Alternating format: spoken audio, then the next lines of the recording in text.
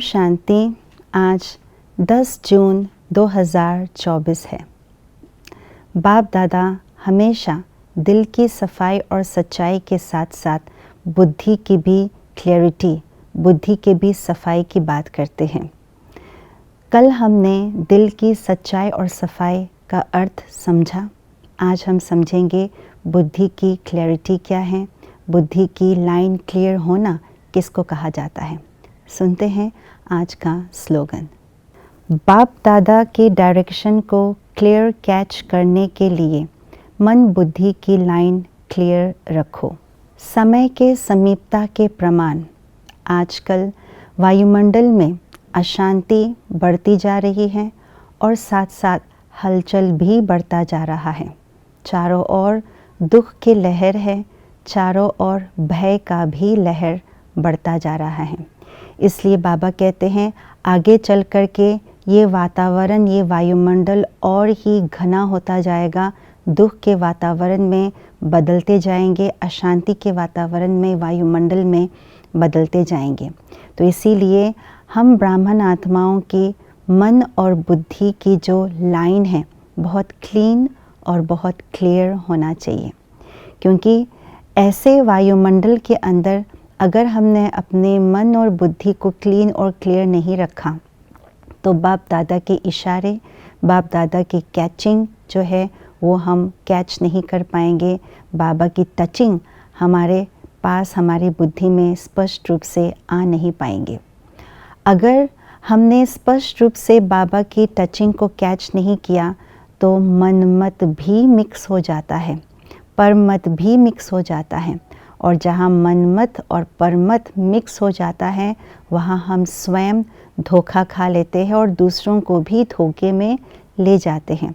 इसलिए अपने बुद्धि की लाइन क्लियर करना, क्लीन रखना बहुत बहुत आवश्यकता है। और इसके साथ साथ जब हम बुद्धि को क्लीन और क्लियर रखते हैं, न केवल बाबा की टचिंग को कैच कर पाते हैं, लेकिन समय अनुसार अपनी स्व उन्नति के लिए भी हमें अंदर से बहुत स्पष्ट इशारे मिलते हैं। इस समय पर कौन सा पुरुषार्थ करना है, और समय अनुसार जो आत्माएं हैं उनके लिए भी प्रेरणा, उनके लिए भी टचिंग्स बाबा से मिलती हैं कि यही यथार्थ युक्ति है इस आत्मा को देने के लिए। तो इसीलिए बुद्धि को क्लीन और क्लियर रखना ज़रूरी है। तो बुद्धि को क्लीन एंड क्लियर रखने की क्या विधि है, क्या ऐसा पुरुषार्थ करें, क्या ऐसा अभ्यास करें जिससे हम आगे चल कर के अभी से ही अपनी बुद्धि को क्लीन एंड क्लियर रख सकें। बाबा ने इसके लिए बहुत स्पष्ट रूप से कहा है, बच्चे एक नामी इकोनॉमी, एक बाबा दूसरा ना कोई। बुद्धि कभी किसी के लगाव में, झुकाव में, टकराव में ना पड़ने पाए। जहाँ एक नामी है, एक बाबा है, तो एक बाबा के ही नाम, रूप और उनके प्रभाव में हम रह सकते हैं। जहाँ पर इकोनॉमी है तो हमारे मन के एनर्जी हम इकोनोमाइज़ करके यूज़ कर सकते हैं और मन की शक्ति को बचा सकते हैं। जहाँ पर हम इकनामी और इकोनॉमी नहीं है तो वहाँ पर अन्य आत्माओं के स्वभाव, संस्कारों के टकराव में, प्रभाव में आ जाते हैं। जहाँ प्रभाव और टकराव है वहाँ पर बुद्धि की भी, संस्कारों के स्वभाव का जो टकराव है वो बुद्धि में टकराव होती है, इसलिए बुद्धि क्लीन एंड क्लियर नहीं होती।